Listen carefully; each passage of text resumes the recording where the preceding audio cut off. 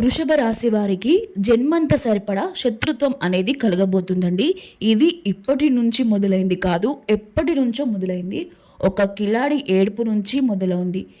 ఒక కిలాడి ఏడుపు, పైగా ఒక బొట్టు లేని స్త్రీ ఏడుపు ఇంత ఘోరంగా ఏడుస్తుంది అంటే మరి చీ అని చెప్పి అనుకోవచ్చు. ఆమె పేరు కూడా ఇదే వీడియోలో తెలుసుకోండి. ఏ ఆడ వ్యక్తికైనా కానీ ఒక స్త్రీకి గౌరవం ఇస్తారు. ఇంత నీచంగా ఎందుకు మాట్లాడుతున్నాము అనేది మీరు వీడియో చివరి వరకు చూస్తేనే అర్థమవుతుంది. ఆలస్యం చేయకుండా వీడియోలోకి వెళ్ళిపోదాం. ఎప్పుడైనా కానీ ఒక స్త్రీకి గౌరవం ఇవ్వాలి. ఎప్పుడు తన బొట్టు లేని స్త్రీగా మారుతుంది అంటే తన యొక్క భర్త చనిపోయినప్పుడు. అది అందరికీ కూడా తెలిసిన విషయమే.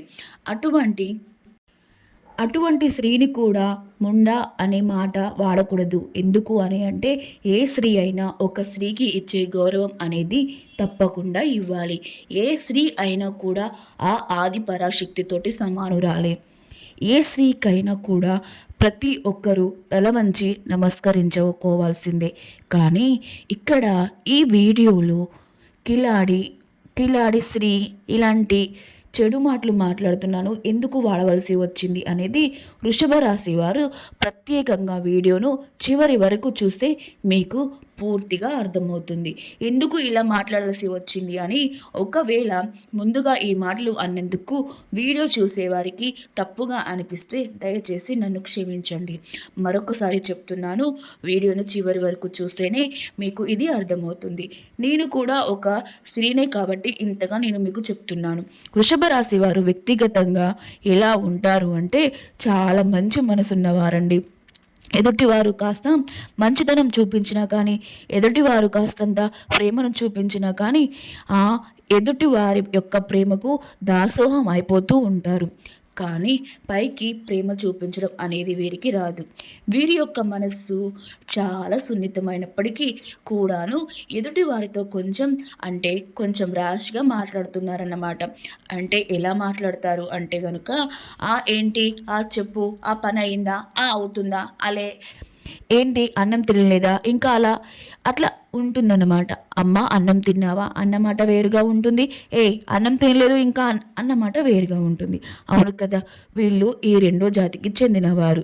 అలా అన్నీ చెప్పి కఠినాత్ములు కాదు. చిన్నప్పటి నుంచి కూడా వీరు పెరిగిన వాతావరణం, వీరి చుట్టూ ఉండే పరిసరాలు, వీరు పనిచేసే దగ్గర ఉండే ఆ యొక్క పరిసరాలు, ఆ చుట్టూ ఉండే జనం, వీరందరి వల్ల కూడా వీరి యొక్క మానసిక స్థితి అనేది ఈ విధంగా తయారైంది. ప్రేమకు కొంచెం తక్కువగా నోచుకొని పుట్టారు అని చెప్పుకోవచ్చు వృషభ రాశి వారిని.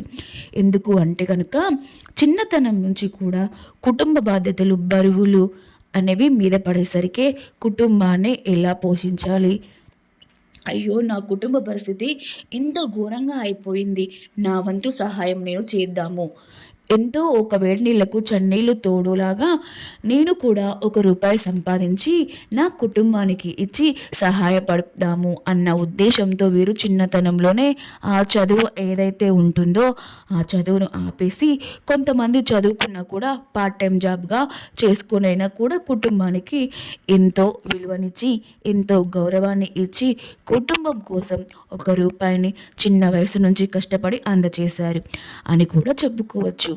ఇంత నా బిడ్డ కష్టపడుతున్నారు కదా, నా బిడ్డ ఇంత కుటుంబం గురించి ఆలోచిస్తున్నారు కదా అని చెప్పి ఈ యొక్క వృషభ రాశి వారి యొక్క తల్లిదండ్రులు ఎవరైతే ఉన్నారో వీరు కూడా అంత ఎఫర్ట్స్ అనేవి పిల్లల మీద పెట్టరు. ప్రేమ లేదా అంటే ప్రేమ లేదు అని నేను చెప్పను. కానీ వీరి యొక్క మెంటాలిటీ ఏ విధంగా ఉంటుంది అంటే మనం ఏంటో మనం చూసుకుందాం, మన స్వార్థం మనం చూసుకుందాం, మనకి డబ్బులు నెల వచ్చేసరికి చేతిలో పెడుతుందా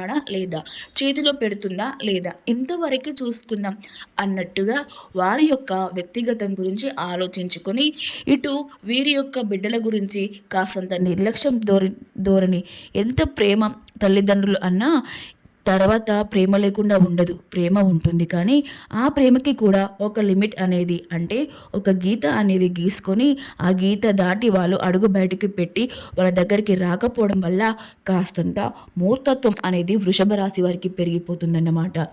ఇక్కడ ఎంత మూర్ఖత్వం పెరిగినా కూడా, ఎంత చదువు అనేది నిర్లక్ష్యం చేసినా కూడా, ఇక్కడ మనకి సమాజం, మన యొక్క జీవితం అనేది ఎంతో మంది వ్యక్తుల ద్వారా ఎన్నో గుణపాఠాలను నేర్పిస్తుంది. మనుషులతో ఎలా మాట్లాడాలి, ఎలా ప్రవర్తించాలి, డబ్బు కోసం ఏ పని చేయాలి, ఏ దారిలో వెళ్తే మనకి గౌరవం అనేది పెరుగుతుంది, ఇవన్నీ కూడా వీరి చుట్టూ పరిసరాల నుంచి నేర్చుకున్నవే. చాలా ఎక్కువగా ఉంటాయన్నమాట.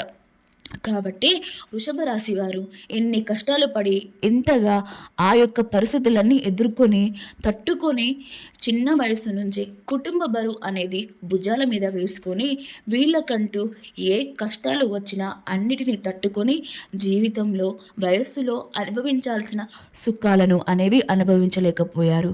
కాబట్టే వీరు ఈ యొక్క ఆ మానసిక స్థితి అనేది కొంచెం కఠినత్వంగా మారిందే తప్ప వీరు యాక్చువల్గా అయితే చాలా అంటే చాలా మంచి మనసున్నవారండి. కుటుంబం కోసం త్యాగం చేస్తారు. రేయింబగళ్ళు కూడా కుటుంబం కోసం కష్టపడి పనిచేస్తారు. కష్టపడి కుటుంబం కోసం ఎక్కువ ప్రాముఖ్యతను ఇస్తారు. వారికంటూ సమాజంలో ఒక గుర్తింపు తేవాలి, నలుగురిలో వారికంటూ ఒక విలువ తీసుకొచ్చి పెట్టాలి, వారికంటూ ఒక స్థానాన్ని మనం ఏర్పరచాలి అన్న ఉద్దేశంతో, అంటే వారు కష్టపడి ఒక కొవ్వొత్తిలాగా వెలుగునిస్తూ వీరు కరిగిపోతారు అని కూడా చెప్పుకోవచ్చు. అన్నమాట అంటే త్యాగం అనేది ఉంటుంది. కానీ నేను ఇంత చేస్తున్నాను అని చెప్పి బయటకు మాత్రం చూపించరన్నమాట. అటువంటి వ్యక్తిత్వం కలిగిన వారు ఈ యొక్క వృషభ రాశి వారు. కానీ ఎవరి కష్టాలు వారు పడుతున్నా కూడా, ఎవరి బాధలు వారు పడుతున్నా కూడా, ఎవరు నొప్పిని వారు అనుభవిస్తున్నా కూడా, ఇక్కడ బయట పరిస్థితులు ఏ విధంగా ఉన్నాయంటే, మన రూపాయి పెట్టి మనం ఒకళ్ళ చేత పని చేయించుకుంటున్న ఏడుపే, మన రూపాయి పెట్టి మనం ఏదైనా ఒక ఆటో కానీ ఒక కారు కానీ మన ఇంటికి పిలిపించుకొని అది ఎక్కి వెళ్ళినా ఏడుపే. మన రూపాయి పెట్టుకొని మనము ఏదన్నా ఒక మంచి చీర కట్టుకున్నా బయట కనిపించినా కూడా ఏడుపే. ఒక బంగారం చేయించుకున్నా కూడా ఏడుపే. కాస్త ఇల్లు వైనంగా మార్చుకున్నా కూడా ఏడుపే. ఏదన్నా పొలం కొన్నా, ఒక స్థలం కొన్నా, ఒక ఇల్లు కొన్నా కూడా ఏడుపే. ఈ ఏడుపులన్నీ కూడా ఎక్కడి నుంచి వస్తున్నాయి? మన మీద పడి ఏడవలసినంత అవసరం ఒకరికి ఎందుకు ఉంటుంది? ఎంత ఏడ్చి వారు సాధించేది ఏంటి అంటే కనుక, ఇక్కడ ఏడ్చేవారు ఎవరు అన్న మాటకు వస్తే, మొదటిగా ఇక్కడ ఏడ్చేవారు బయటవారు కాదండి. మీకు ఇంట్లో వారు ఇక్కడ ఎక్కువగా ఏడుస్తూ ఉంటారు. ఎవరు ఏడుస్తారంటే కనుక, మీరు 100% మీ కుటుంబ సభ్యులే. మీ యొక్క కుటుంబంలో మీకంటూ ఎవరైతే ఆ యొక్క స్త్రీ ఇంపార్టెన్స్ ఇస్తారో, ఎవరైతే ఎక్కువగా మీరు నమ్ముతారో, ఎవరైతే నా వాళ్ళు అని చెప్పి ప్రేమను చూపిస్తారో, ఇక్కడ రక్త సంబంధం గుర్తుపెట్టుకోండి. ఈ యొక్క రక్త సంబంధం ఎవరైతే ఉన్నారో ఆ స్త్రీకి ఇప్పుడు ప్రస్తుతానికి భర్త కూడా లేరు. ఈ యొక్క రక్త సంబంధంతో పాటుగా ఈ యొక్క రక్త సంబంధానికి ఇష్టమైన బయట స్త్రీ ఒకరు ఉంటారన్నమాట. వారు కూడా మీ ఇంట్లో వారే, మీ ఇంటి పేరు ఉన్నవారే. ఇక్కడ అర్థమైంది కదా, రక్త సంబంధానికి తోడుగా బయట వ్యక్తి, ఆ బయట నుంచి వచ్చిన వ్యక్తి, మీ ఇంటికి వచ్చిన వ్యక్తి, మీ ఇంటికి వచ్చిన వ్యక్తి కాబట్టి మీ ఇంటి పేరు, మీ ఇంటి తాలూకా, మీ ఇంటి సిద్ధాంతం, మీ ఇంట్లో ఉండే వ్యక్తే. ఇక దీన్ని బట్టి మీరు అర్థం చేసుకోండి. కానీ ఈ యొక్క స్త్రీల ఏడుపు వల్ల ఏం జరుగుతుంది, మాకేం నష్టం వచ్చింది, వారు ఏడుస్తున్నారు అని ఇంత ఖచ్చితంగా మీరు ఎలా చెప్పగలుగుతున్నారు అంటే, చెప్తాను వినండి. ఎందుకు అంటే కనుక, ఎప్పుడైనా కానీ మీరు మంచితనానికి పోతారు, నా వల్ల కదా అని చెప్పి ₹1 ఖర్చు పెడతారు, నా వ్యక్తులు కదా అని చెప్పి వారి పనులు, వారి అవసరాలను అన్నీ కూడా తీరుస్తారు. వారి యొక్క పనులు, అవసరాలు అన్నీ కూడా గడిపించుకున్న తర్వాత మిమ్మల్ని పూర్తిగా అందరూ కలిసి పరాయి వాళ్ళు చేసేస్తారు. వాళ్ళ అవసరాలు తీర్చుకున్న తర్వాత నువ్వెవరో నేనెవరో అన్నట్లుగా ప్రవర్తిస్తారు. ఇక్కడ వారికి కావాల్సింది డబ్బు. ఈ డబ్బు కోసం వారు ఎంతకైనా కూడా దిగజారుతారు.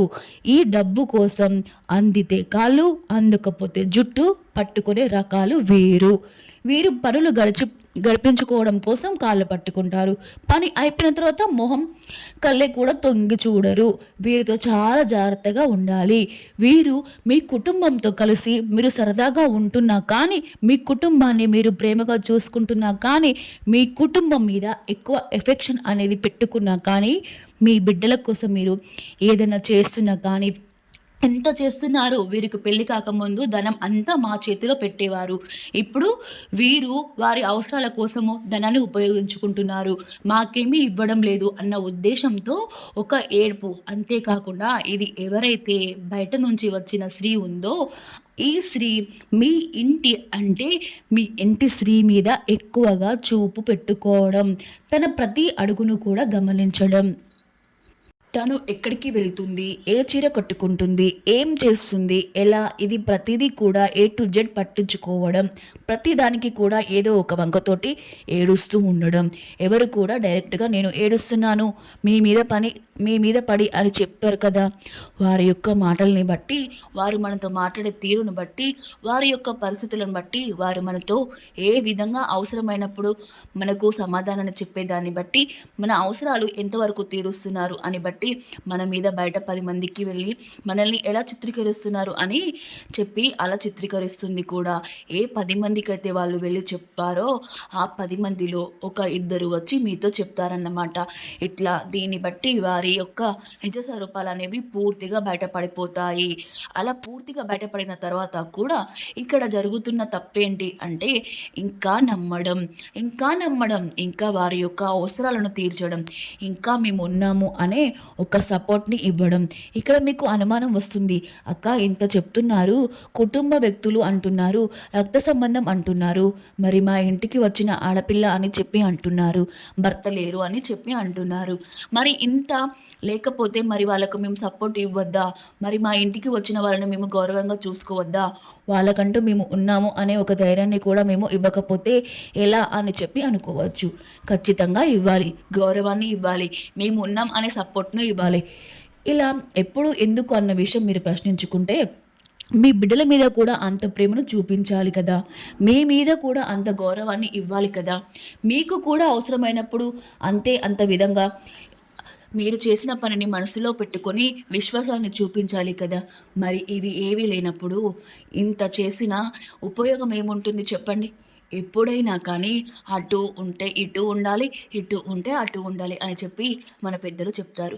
వీరు అవసరం లేనప్పుడు నువ్వు ఎవరో నేనెవరో అని చెప్పి మన ఎదుగుదలను చూసి ఏడవటమే అవసరం ఉన్నప్పుడు అసలు నువ్వే ముఖ్యమని చెప్పి మన దగ్గరికి వచ్చి మన కాలు పట్టుకోవడం, మళ్ళీ అవసరం తీరిపోయిన తర్వాత మామూలుగానే జరుగుతూ ఉంటే ఎంతవరకు అలాగే మీ ఇంట్లో ఈ మధ్య గత కొంతకాలం నుంచి, గత కొన్ని సంవత్సరాల నుంచి భార్యాభర్తల మధ్య గొడవలు, చికాకులు, ఇబ్బందులు, మీ ఇద్దరి మధ్య వేరే వారు ఎంటర్ అవుతూ ఉండడం, అలాగే వారి వల్ల గొడవలు మానసిక ప్రశాంతత లేకపోవడము, ఇంట్లో తరచుగా అనారోగ్య సమస్యలు వస్తూ ఉండటం, ఇంట్లో ఎప్పుడు మనశ్శాంతి అనేది లేకుండా ఉండడం, తరచూ ఇబ్బందులు, గొడవలు అనేవి వస్తూ ఉండటం, వీటన్నిటికీ కూడా కారణము ఆ యొక్క స్త్రీల ఏడుపు మాత్రమే. మరి ఏడిస్తే ఇంత జరుగుతుందా అంటే ఖచ్చితంగా అండి. దైవశక్తి ఎంత ఉంటుందో అలాగే నెగిటివ్ శక్తి కూడా దైవశక్తి ఎంత ఉంటుందో అలాగే నెగిటివ్ శక్తి కూడా, నరదృష్టి కూడా అంతే ఉంటుంది. నరుల దృష్టికి నల్లరాళ్ళు సైతం పగిలిపోతాయని చెప్పి మన పెద్దలు చెప్తారు. అలాగే ఇక్కడ జరుగుతుంది కూడా అదే నరదృష్టి. మరి ఈ నరదృష్టి నుంచి ఎలా తప్పించుకోవాలి అక్క అని మీరు నన్ను ప్రశ్నిస్తే, నిజంగా నేను ఎంతో మందిని చూసి వారి యొక్క జీవితంలో ఇవి చేయడం వల్ల వారికి ఉన్నటువంటి ప్రతి నెగిటివ్ ఎనర్జీని కూడా దూరం చేసుకుంటున్నారు. అది కనుదిష్టి అయినా కానివ్వండి, లేకపోతే కనుక ఇంట్లో వారు పదే పదే వారి యొక్క స్వార్థపు బుద్ధితోటి వీరిని వాడుకోవడం వల్ల వచ్చిన ఆ యొక్క ఘోష ఏదైతే ఉంటుందో, అంటే వీరు బాగా పడిపోతున్నారేమో అని చెప్పి ఒక తపన ఏదైతే ఉంటుందో, ఆ తపన వల్ల వచ్చే నెగటివ్ శక్తి అయినా కానివ్వండి, లేకపోతే చేసే పనుల్లో ఆటంకం అనేది ఏర్పడడం వల్ల కానివ్వండి, ఇలా ఏ విధంగానైనా కానివ్వండి, ఎప్పుడైనా కానివ్వండి, నెగటివ్ ఎనర్జీని పూర్తిగా ఈ విధంగా దూరం చేసుకొని వారి జీవితంలోకి అదృష్టాన్ని ఆహ్వానించుకున్న వారు చాలామంది కూడా ఉన్నారు. అసలు ఏం చేయాలి వృషభ రాశి వారు అన్న విషయానికి వస్తే, వృషభ రాశి వారు గుర్తుంచుకోండి, ఇప్పటి నుంచి ఇప్పుడు మనకు కొత్త సంవత్సరం స్టార్ట్ అయింది. ఇది ఆంగ్ల సంవత్సరాది అయినప్పటికీ కూడాను మన యొక్క క్యాలెండర్ మారుతుంది. అలాగే జనవరి నెల నుంచి మన డేట్స్ అనేవి స్టార్ట్ అవుతాయి. ఈ యొక్క కొత్త సంవత్సరం నుంచి ఏదైనా కానీ చెయ్యాలి, మారాలి అని చెప్పి ప్రతి ఒక్కరు కూడా అనుకుంటూ ఉంటారు. ముఖ్యంగా ఇప్పటి నుంచో మీరు చేయవలసింది ఏంటి అంటే కనుక, మీ యొక్క ఫ్యామిలీ మెంబర్స్ ఎవరైతే మీ మనసుకు తెలుస్తుంది, మీరు నా మంచి కోరే నాకు చెప్తారు అని అనుకునే వాళ్ళు ఎవరైతే ఉన్నారో వారి మాటలు మాత్రమే వినండి. గతంలో వారి వల్ల మీకు ఎటువంటి ఉపయోగం కానీ లాభం కానీ కలగలేదు అని అనుకున్న వాళ్ళు మాటలు తీసి పక్కన పడేసేయండి. వారి మాటలు ఎప్పుడు కూడా వినొద్దు. మీ జేబులో రూపాయి తీసి వాడేటప్పుడు ఎవరి కోసం వాడుతున్నాను, దేనికోసం వాడుతున్నాను అని చెప్పి ఆలోచించుకోండి. ఎంత ప్రాణ స్నేహితులైనా కానీ ఎంతవరకు ఉంచాలో అంతవరకే ఉంచండి. ఎక్కడ పెట్టాలో అక్కడే పెట్టేసేయండి. అలాగే వారితో అతిగా ఏవి కూడా కుటుంబ విషయాలైతే పంచుకోవద్దు. ముఖ్యంగా ఎవరి కోసము ఒక్క రూపాయినైతే ఖర్చు చేయొద్దు. మీరు పడే కష్టము ఏదైతే ఉందో, మీలో బిజినెస్ పార్ట్నర్స్ ఉంటారు, మీకు తోడుగా ఎవరైనా కానీ, అంటే మీ తోటి ఉద్యోగస్తులు ఉంటారు. ఇలా ఏదైనా కానీ వారితో కూడా ఎంతవరకు ఉండాలో అంతవరకే ఉండండి. లిమిట్స్ అయితే దాటొద్దు. ఒక్క రూపాయి కూడా జారనివ్వద్దు. అలాగే ముఖ్యంగా గుర్తుంచుకోండి, వృషభ రాశి వారు ఈ కొత్త సంవత్సరం నుంచి ప్రతి సోమవారం కాకపోయినా నెలలో ఏదైనా ఒక్క సోమవారం రోజు శివాలయంలో శివుడికి మీ చేత్తో అభిషేకం చేసే ప్రయత్నం చేయండి. దీనివల్ల మీకు ఉన్నటువంటి ఎటువంటి నెగిటివ్ శక్తి అయినా కూడా వెళ్ళిపోతుంది. ప్రతి శనివారం రోజు వెంకటేశ్వర స్వామి గుడికి వెళ్ళి ఆ వెంకటేశ్వర స్వామి గుడిలో తులసి మాలను సమర్పించండి. దీనివల్ల మీకు చాలా రకాలుగా అదృష్టం అనేది కలిసి వస్తుంది. ఇక భార్యాభర్తల మధ్య ఎవరికైతే తరచుగా గొడవలు అనేవి జరుగుతూ ఉన్నాయో వారు ముఖ్యంగా తెలుసుకోవాల్సింది ఏంటి అంటే కనుక, మీ అంటే ఏదన్నా కానీ శివాలయంలో, లేదంటే కనుక నాగేంద్ర స్వామి గుడిలో కానీ, లేదంటే సుబ్రహ్మణ్యేశ్వర స్వామి గుడిలో కానీ 2 నాగుపాములు పడగలు, అంటే 2 నాగుపాములు పెనవేసుకొని ఉంటాయి కదా, ఆ రాతి విగ్రహానికి ఒక గ్లాసుడు పాలు పోసి పసుపు కుంకుమ వేసి చక్కగా జిల్లేడు ఆకు మీద బెల్లం ముక్క పెట్టి నువ్వుల నూనెతోటి దీపారాధన చేయండి. దీనివల్ల మీకు భార్యాభర్తల మధ్య గొడవలు అనేవి శుభ్రంగా పోతాయి. ఎటువంటి ఇబ్బందులు, ఎటువంటి సమస్యలు అనేవి రాకుండా ఉంటాయి. అలాగే ఇంట్లో కోపాన్ని, ఆవేశాన్ని కంట్రోల్లో ఉంచుకోండి. నేను ఎప్పుడు కూడా ఏ సిచ్యువేషన్లోనైనా కూడా కోపాన్ని, ఆవేశాన్ని కంట్రోల్లో ఉంచుకోవాలి అనే ఈ యొక్క కొత్త సంవత్సరం నుంచి ఒక నియమాన్ని పాటించండి. ఎందుకంటే మీ యొక్క మంచి మనసున్న వాళ్ళకి కోపం ఎక్కువ అంటారు కదా, అలా కోపం వల్ల మీకు తెలియకుండానే మీకు చాలా నష్టం అనేది జరుగుతుంది. కాబట్టి ఆ కోపాన్ని, ఆవేశాన్ని కంట్రోల్లో చేసుకోండి. బయటకు వచ్చేటప్పుడు ఈ మాట నేను వాళ్ళ ఎదుట వారు వింటారా లేదా, ఇది ఎంతవరకు నమ్మొచ్చు, ఎంతవరకు వినొచ్చు అని చెప్పి ఇలా ఆలోచించుకొని దానికి తగ్గట్టుగా, అంటే అలివికి కాని చోట అది కులం అనరాదు. మన పెత్తనం జరగని చోట మనం పెత్తనం చెలాయించడం వల్ల మనకి అవమానాలే ఎదురవుతాయి అన్నమాట. కాబట్టి ఇవన్నీ కూడా తెలుసుకొని దాన్ని బట్టి అడుగు ముందుకు వేసే ప్రయత్నం అయితే చేయండి. ఇవన్నీ మనసులో పెట్టుకొని ఎవరైతే ఆ స్త్రీలు ఉన్నారో వారితో ఎంతవరకు ఉండాలో అంతవరకే ఉండి వారికి ఎక్కువగా ధనాన్ని ఖర్చు చేయకండి. అసలు ఎక్కువ కాదు, అసలు ఖర్చే చేయకుండా ఉండి మీ లిమిట్స్లో మీరు ఉండి మీ ఫ్యామిలీని మీరు హ్యాపీగా చూసుకొని నేను చెప్పిన పనులను చేసుకుంటూ ప్రతి అమావాస్యకు ఎర్ర నీళ్ళు తిప్పి వేసుకుంటూ ఉంటూ బయటికి వెళ్ళినప్పుడల్లా కూడా అరికాలలో కాటుక చుక్క పెట్టుకొని, అలాగే జేబులో నిమ్మకాయ పెట్టుకొని వెళ్ళడం వల్ల, ఇటువంటివన్నీ కూడా చేస్తూ ఉండటం వల్ల మీరు చాలా వరకు కూడా ఒడ్డును చేరుకుంటారు. ఇలాంటి చాలా సమస్యల నుంచి దూరమైన వారు ఉన్నారు. మీ అదృష్టం అనేది అడుగు పెడుతుంది. అర్థమైంది కదండి. మరి వృషభ రాశి వారి గురించి ఈ వీడియో మీకు నచ్చితే వృషభ రాశి వారు ప్లీజ్ ఒక లైక్ చేయండి. లైక్ చేసి కింద కామెంట్ సెక్షన్లో ఓం నమ శివాయ అని టైప్ చేయండి. మొదటిసారి మా ఛానల్ని చూస్తే ప్లీజ్ లైక్ చేసుకోండి, షేర్ చేయండి, సబ్స్క్రైబ్ చేసుకోండి. రేపు మరీ మంచి వీడియోతో మళ్ళీ కలుసుకుందాం. నెక్స్ట్ ఇలాంటి మంచి వీడియోస్ కోసము మీరు ఎలాంటి కంటెంట్ చేస్తే బాగుంటుంది అనుకుంటున్నారో, కింద నెక్స్ట్ ఏ రాశి గురించి చెప్పాలనుకుంటున్నారో ఆ రాశినేమో కింద కామెంట్ చేయండి. ఇంతవరకు చూసినందుకు థ్యాంక్ యూ ఫర్ వాచింగ్.